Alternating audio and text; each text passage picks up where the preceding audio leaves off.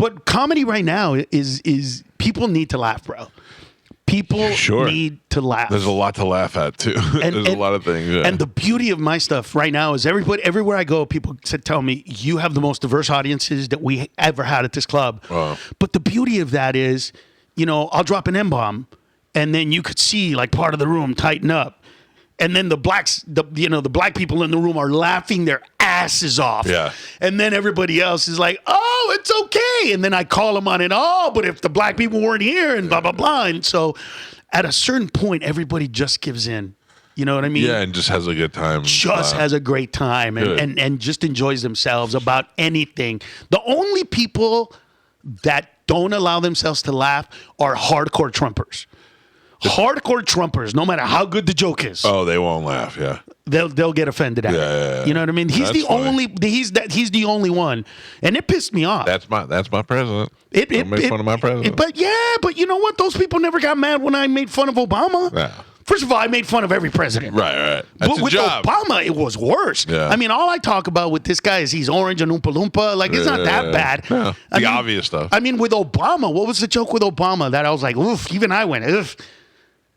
Oh, I said, yeah, we picked the whitest guy ever. How black is he? I said, what? Oh, here was the joke. The blackest part about Barack Obama is that he doesn't know his dad. Like, that's the blackest part of who he is. And that was like, nobody got offended at that. Nobody got hurt. Yeah. So it's this thing where we were talking about earlier, where these kids have been told that they're important, that they're special, that, Oh, yeah. nobody should make fun of you. You should live a life where you're always happy. It's like sad. My son the other day, he goes, Dad, I'm bored. Yeah, it's part of life, son. Yeah. Being bored is part of life. Figure it out. It also didn't become my job to make you happy all the time. I get that all the time from my kids. I'm bored. Well, figure out something to do. I don't know what you want. I have way more resources than I did. We have a pool. Go jump in the pool. Right. I don't know what you want.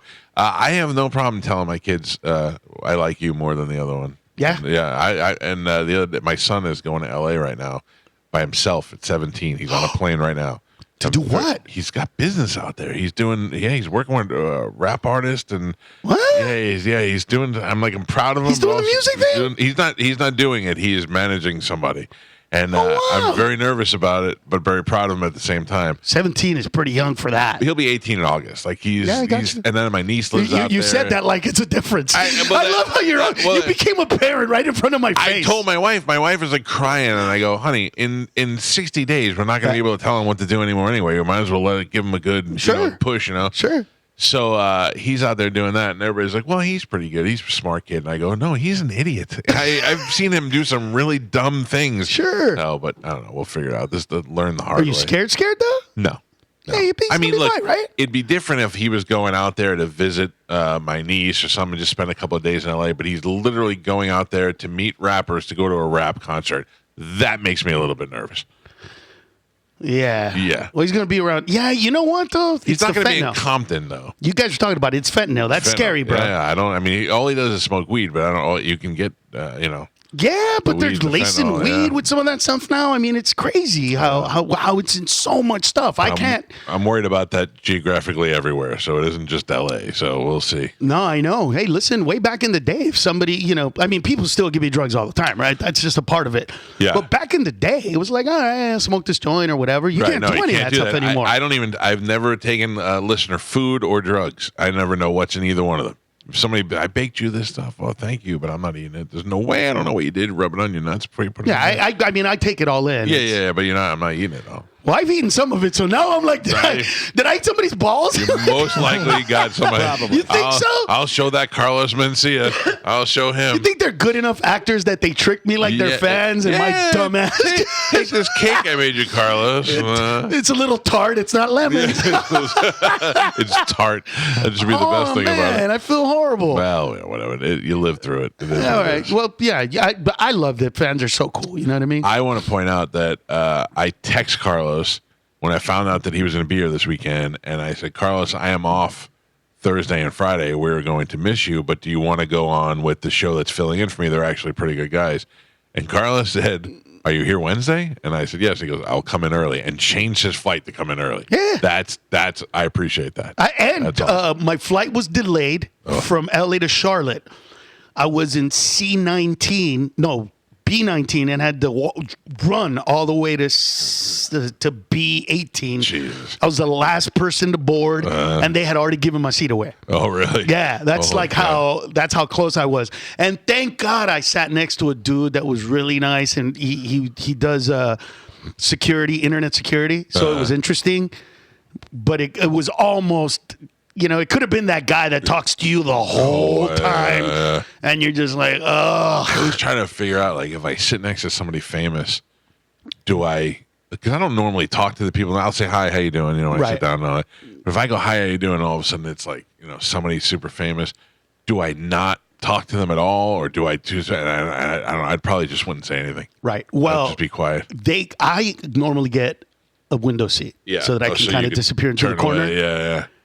But the guy took my seat, so they gave me an aisle seat. And I told the flight attendant, I'm like, she's like, what? You're like, you'll see. And of course, bro, somebody recognizes me from, I was the last one. So I sit down, and literally 30 seconds I hear, Carlos! And I turn around, and then he takes a picture. I would never. Somebody else takes a picture, and somebody else takes a picture, and they're all coming up asking for a picture. You know what I mean? And I was like, and the lady looked at me, is like, okay, I get it now.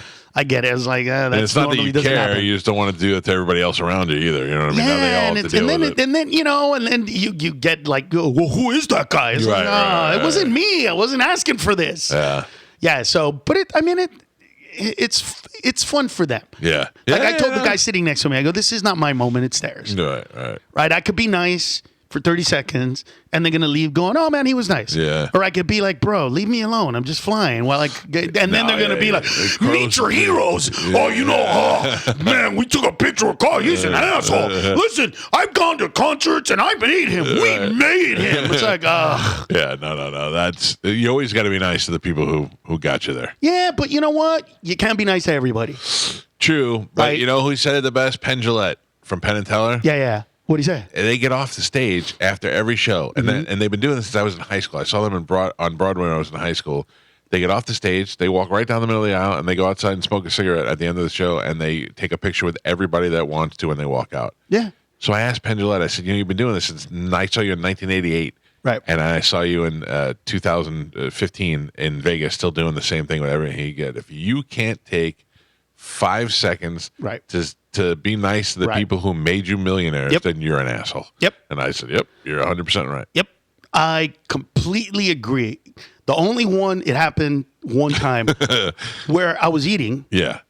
Like literally. That's the part. Literally going into my mouth. Yeah. And the guy goes, hey, can I take a picture? And I was like, hold on for a second. Yeah. Wipe my Chew it out. Yeah, sure, man. Come in. I stand up, take a picture with him. And then he goes, he looks over to a table with a bunch of people, and he goes, come on. I'm like, bro. And then he said, you owe us. We made you, right?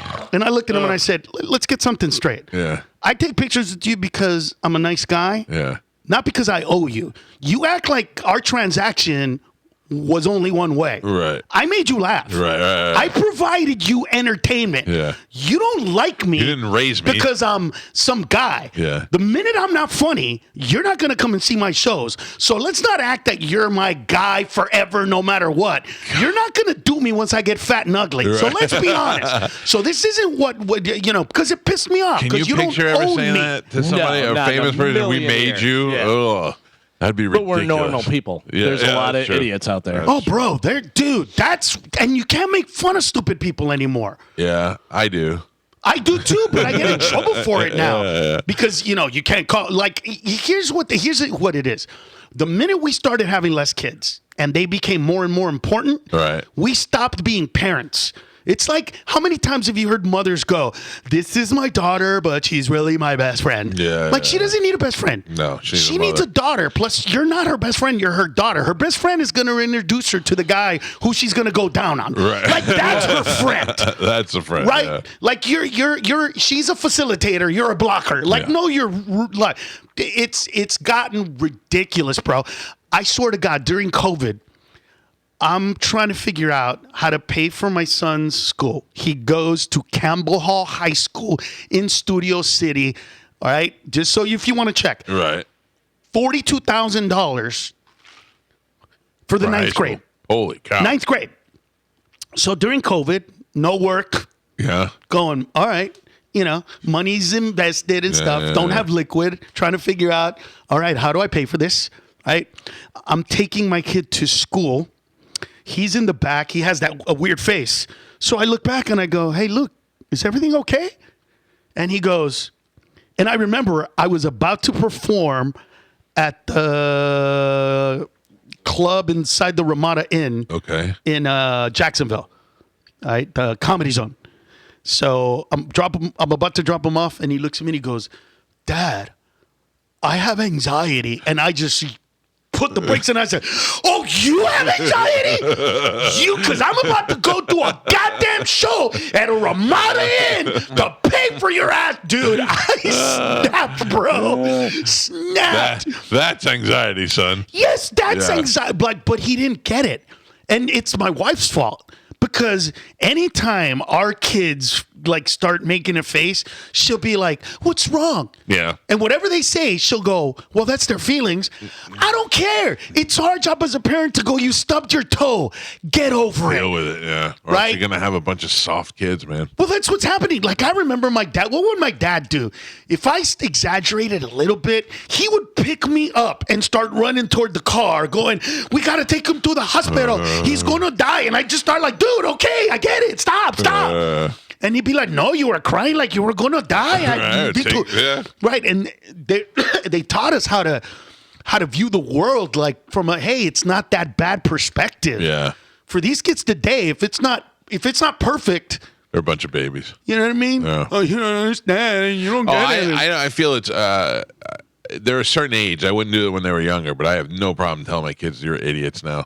Yeah. And my daughter is 11 now, so when she does, I go, well, yeah, it's because you're dumb. Don't do, figure it out first before you do. I would never say that to them when they were little, but now they know that. Yeah. My sons got titiris when they were probably 11ish. Yeah. That's when it starts to. Yeah. That's when I allowed the rest of the family to do it, right? That's when I said, okay, it's okay, and they would do something stupid, and somebody in my family would be like, you know what I mean? That was the moment for them.